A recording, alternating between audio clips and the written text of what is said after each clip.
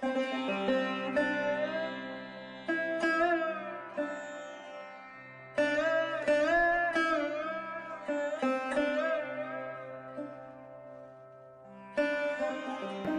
भगवद गीता यथारूप अध्याय 8 श्लोक संख्या 26।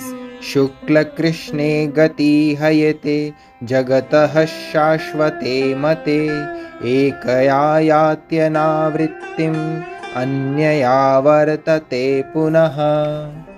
वैदिक मतानुसार इस संसार से प्रयाण करने के दो मार्ग हैं, एक प्रकाश का तथा दूसरा अंधकार का। जब मनुष्य प्रकाश के मार्ग से जाता है तो वह वापस नहीं आता, किंतु अंधकार के मार्ग से जाने वाला पुनः लौटकर आता है। तात्पर्य: आचार्य बलदेव विद्याभूषण ने छांदोग्य उपनिषद से ऐसा ही विवरण उद्धृत किया है। जो अनादिकाल से सकाम कर्मी तथा दार्शनिक चिंतक रहे हैं, वे निरंतर आवागमन करते रहे हैं। वस्तुतः उन्हें परम मोक्ष प्राप्त नहीं होता, क्योंकि वे कृष्ण की शरण में नहीं जाते। श्रीमद् भगवद गीता यथारूप अध्याय 8 श्लोक संख्या 27। नैते श्रुति पार्थ जानन् योगी मुह्यति कश्चन तस्मात् सर्वेषु कालेषु योगयुक्तो भवार्जुन। हे अर्जुन, यद्यपि भक्तगण इन दोनों मार्गों को जानते हैं, किंतु वे मोहग्रस्त नहीं होते। अतः तुम भक्ति में सदैव स्थिर रहो। तात्पर्य: कृष्ण अर्जुन को उपदेश दे रहे हैं कि उसे इस जगत से आत्मा के प्रयाण करने के विभिन्न मार्गों को सुनकर विचलित नहीं होना चाहिए। भगवत भक्त को इसकी चिंता नहीं होनी चाहिए कि वह स्वेच्छा से मरेगा या दैव्यवशात। भक्त को कृष्ण भावनामृत में दृढ़ता पूर्वक स्थिर रहकर हरे कृष्ण का जप करना चाहिए। उसे यह जान लेना चाहिए कि इन दोनों मार्गों में से किसी की भी चिंता करना कष्टदायक है। कृष्ण भावनामृत में तल्लीन होने की सर्वोत्तम विधि यही है कि भगवान की सेवा में सदैव रत रहा जाए। इससे भगवत धाम का मार्ग स्वतः सुगम, सुनिश्चित तथा सीधा होगा। इस श्लोक का योग युक्त शब्द विशेष रूप से महत्वपूर्ण है। जो योग में स्थिर है वह अपनी सभी गतिविधियों में निरंतर कृष्ण भावनामृत में रत रहता है। श्री रूप गोस्वामी का उपदेश है, अनासक्तस्य विषयान यथार्हम् उपयुञ्जतः। मनुष्य को सांसारिक कार्यों से अनासक्त रहकर कृष्ण भावनामृत में सब कुछ करना चाहिए।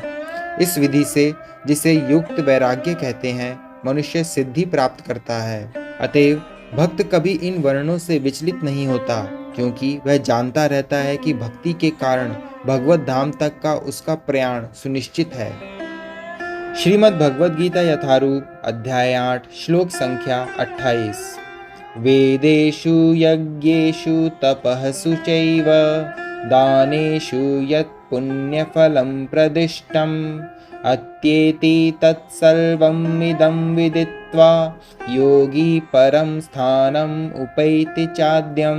जो व्यक्ति भक्ति मार्ग स्वीकार करता है वह वेदाध्ययन, तपस्या, दान, दार्शनिक तथा सकाम कर्म करने से प्राप्त होने वाले फलों से वंचित नहीं होता।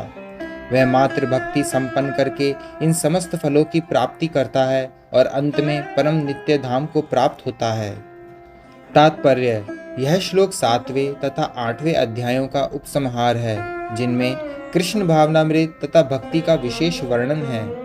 मनुष्य को अपने गुरु के निर्देशन में वेदाध्ययन करना होता है। उन्हीं के आश्रम में रहते हुए तपस्या करनी होती है।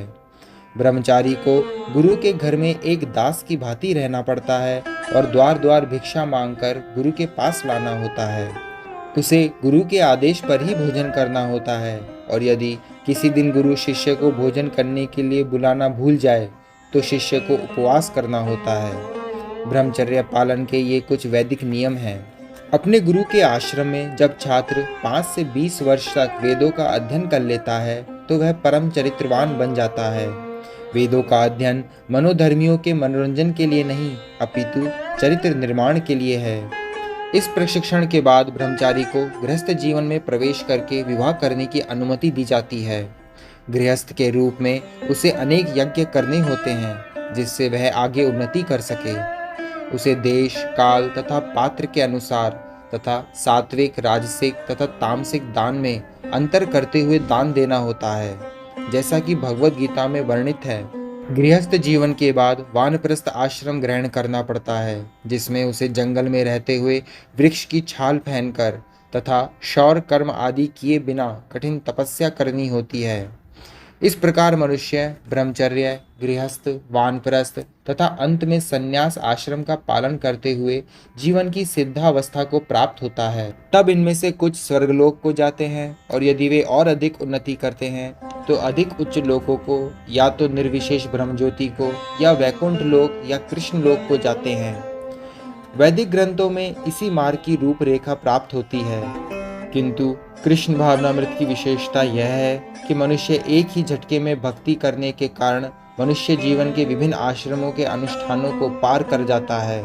इदम विदित्वा शब्द सूचित करते हैं कि मनुष्य को भगवद गीता के इस अध्याय में तथा 7वें अध्याय में दिए हुए कृष्ण के उपदेशों को समझना चाहिए।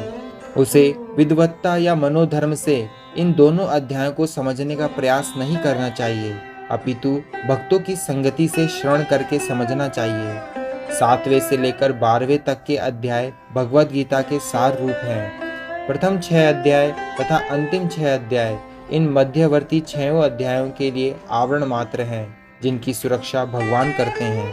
यदि कोई गीता के इन 6 अध्यायों को भक्त की संगति में भली भांति समझ लेता है तो उसका जीवन समस्त तपस्याओं, यज्ञों, दानों, चिंतनों को पार करके महिमा मंडित हो उठेगा, क्योंकि केवल कृष्ण भावनामृत के द्वारा उसे इतने कर्मों का फल प्राप्त हो जाता है।